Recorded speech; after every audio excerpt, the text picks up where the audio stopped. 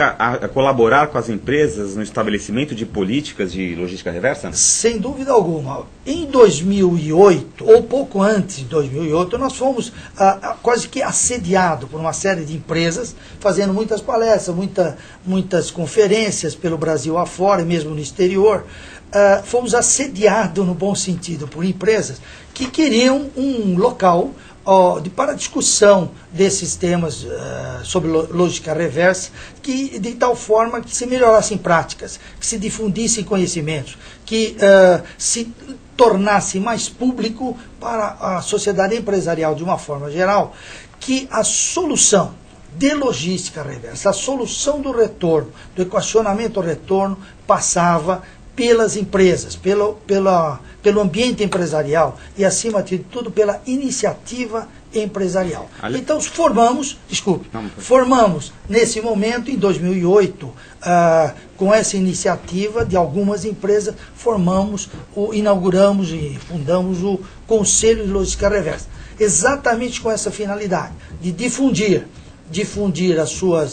conhecimentos e práticas para as empresas, executivos de empresas, evidentemente, mas, acima de tudo, uma visão empresarial do problema de logística reversa, com uma visão de atuar nas legislações, nas regulamentações, de alguma forma influir para que essas legislações fossem execuíveis pelos diversos agentes das cadeias direta e reversas.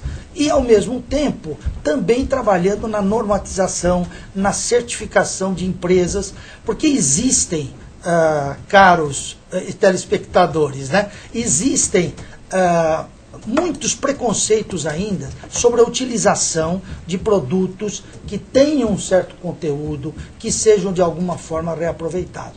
Esse tipo de preconceito, dentro das próprias empresas e na própria sociedade, precisam ser gradativamente reduzidos. Agora, tem dois aspectos interessantes aí. O primeiro aspecto que você falou é a importância do envolvimento da iniciativa privada nesse tipo de assunto. A segunda questão é que a logística reversa não deixa, me parece, de estar ligada de alguma forma, direto ou indiretamente, à questão da reciclagem, né? A gente vê, então, dentro desse contexto, o seguinte: por exemplo, o próprio lixo de reciclável, né, que são tantas as campanhas que se fazem hoje, rádios, veículos de comunicação, revistas fazem campanhas para a separação do lixo, embalagem Tetra Pak, o que a gente vê, na verdade, é o seguinte: existe um grande esforço, uma grande iniciativa por parte das ONGs, das organizações não governamentais, mas especificamente, você também já vê empresas como a própria Tetra Pak, aqui tem um quebra-língua, a própria Tetra Pak investindo em ações de reciclagem. Pergunto, esse tipo de ações de reciclagem, por exemplo, embalagens longa-vida, está dentro do conceito de logística reversa? Na realidade, digamos que as diversas etapas da logística reversa podem ser resumidas em pelo menos 4. Você precisa coletar os produtos, na sua origem precisam ser coletados. Esses produtos são coletados em diversas localizações e precisam logisticamente ser consolidados em alguns armazéns, em alguns locais. Não dá para fazer de outra forma. Esses produtos precisam ser endereçados ou destinados, selecionados e destinados para o reaproveitamento adequado. Seja um reaproveitamento de remanufatura, seja um reaproveitamento de recondicionamento, seja um reaproveitamento de reciclagem. E, posteriormente, retornar ou aproveitando o próprio produto na sua plenitude, somente mudando algumas peças, fazendo o recondicionamento de algumas, voltando para o mercado, ou então chegar até o nível de reciclagem onde os materiais constituintes que são reaproveitados, né? Respondendo à sua pergunta sobre a Tetra Pak que você colocou, como exemplo, né? Na realidade, você pode ter, muitas vezes, e tem, em muitos casos, você tem tecnologia. Em outros casos, você tem até a vontade das empresas em fazer.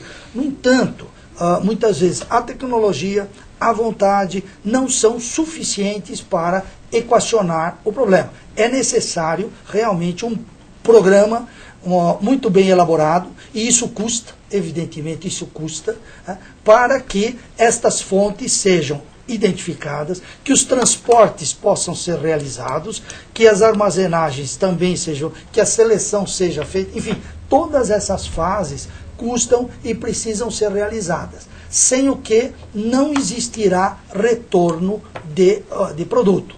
E uma coisa é se retornar um produto como um celular, outra coisa é a gente retornar um produto como uma televisão LCD, ou uma geladeira, uma televisão, né?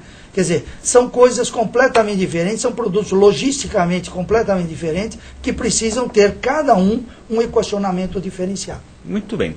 E o Caetano está me sinalizando aqui que a nossa participação hoje está bastante intensa, até pelo assunto, que é muito legal. Caetano, manda aí, o que a gente tem de bom? Olha só, eu queria agradecer aqui a participação do Mena Barreto, do Márcio, da Rebeca, do Eli, do Lupan, Marcelo Solerri, que tem bastante gente no chat, e o assunto, o pessoal está bastante interessado, professor, estão achando bastante interessante, comentando. Eu queria fazer duas perguntas, posso? É o seguinte, a primeira pergunta vem do Márcio. Ele disse o seguinte: eu gostaria de saber com o palestrante se há alguma lei federal que controla esse fluxo reverso da pós-venda. E aí a outra pergunta vem do Mena Barreto, internauta de Mogi Mirim. Ele diz o seguinte: essas caçambas para recolhimento de entulhos colocadas na frente de construções ou reformas se enquadram nesse conceito de logística reversa? A dúvida sobre as caçambas nasceu de uma outra. A logística reversa estaria ligada à reciclagem, ao descarte de produtos ou a ambos?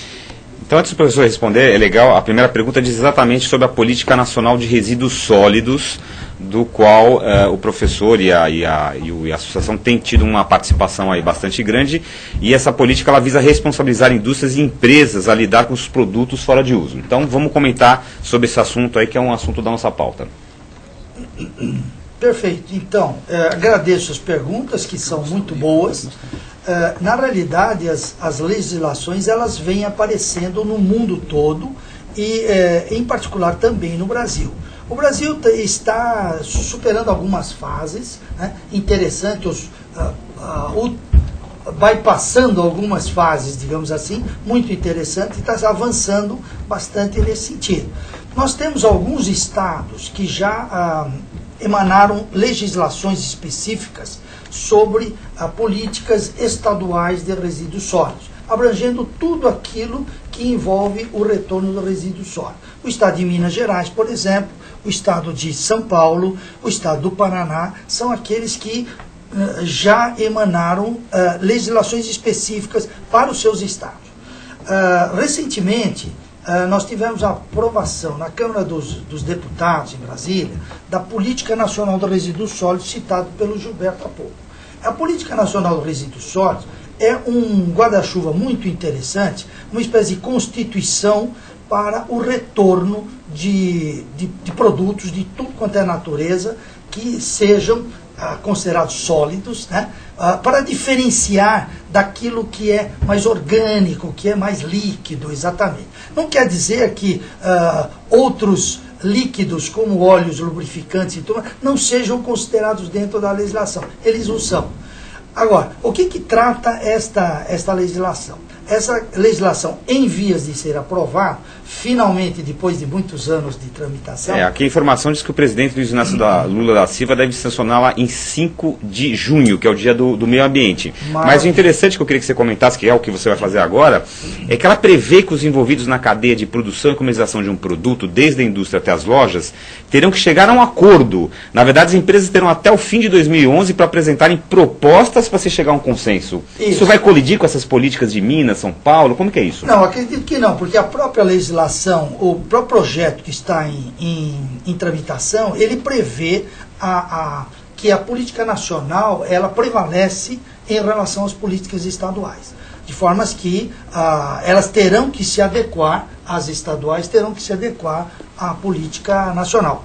A política nacional, a mim, ela é extremamente feliz, porque pela primeira vez, não é a primeira vez, porque as outras estaduais também apontam, Mas para um professor que trabalhou nesses últimos 20, 25 anos em cima deste tema,